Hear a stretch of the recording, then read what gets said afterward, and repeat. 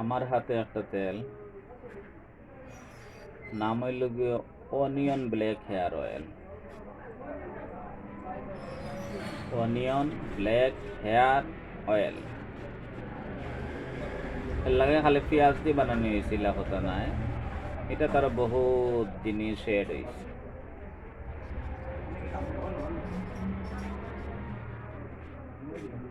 Add হইল গিয়ে আমলকি,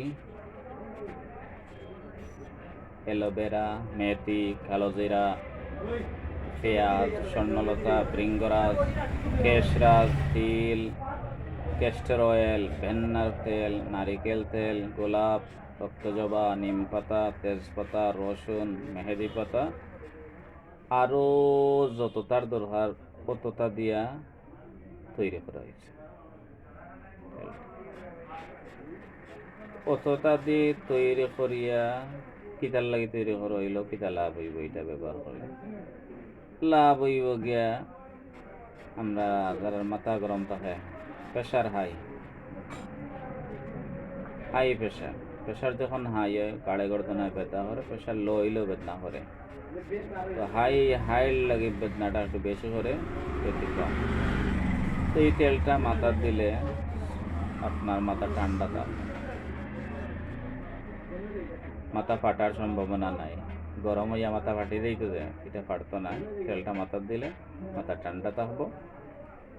2 নম্বর হইল গিয়া আশ্রানির লগে চুল পড়ি দেয়, চুল পড়ে, দাড়ি পড়ে, এই চুল দাড়ি পড়া পড়েই বন্ধ হইব ইনশাল্লাহ এটা ব্যবহার করলে, ও তেল ব্যবহার করলে। এর মাঝে হইল গিয়ে যেটা চুল পড়ি গেছে ওটা আবার উঠবো, গজাইয়া উঠবো, আবার জায়গার চুল যখন উঠবো পাতলা মাথা যদি হয়, পাতলা মাথা চুল ভরিয়া ঘন মাথা হইব।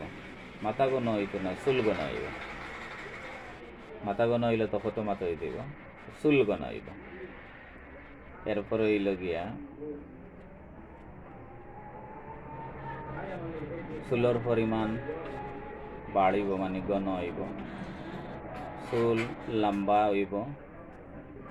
বেটাইনতে চাইলে সুন্নতি রাখতে পারবে, লম্বা চুল হইব। আর বেটিনতে চুল লম্বা করতে পারবে,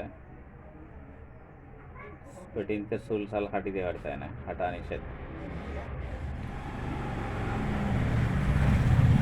তেলটা ব্যবহার করলে স্নায়ু যেগুলো আছে, মাথার স্নায়ু আছে, এগুলা ঠিক থাকবো।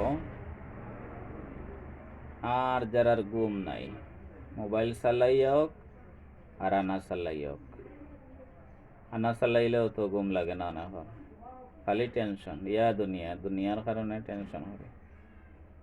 আখেরাত পাইবার লাগি টেনশন করিয়া যেন ঘুম হয় না, তে হোক না, ইলাক ওজন পাওয়া যাইব।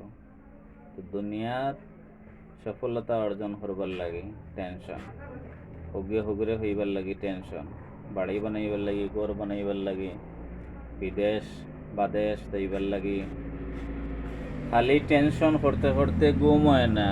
আর রাত নেটও লাগাইয়া, নেট পাইলায়, এখন তো আর ওয়াইফাই লাগাল পাইয়া মোবাইলে থামাইয়া ঢুকিয়া দেখতে দেখতে শুনতে শুনতে এসাও নাই, ফজরও নাই। এসা নামাজ তো যে পড়ে না তো পড়ে না, আর তো এসাও নাই, ফজরও নাই, ঘুমও তো নয়। রাত 12টা, 13টা, 14টার সময় ঘুমাইলে তো ঘুম লাগতে লাগতে ফজরের আজান, আর বাদে উঠতে উঠতে দিন 1টা জোর।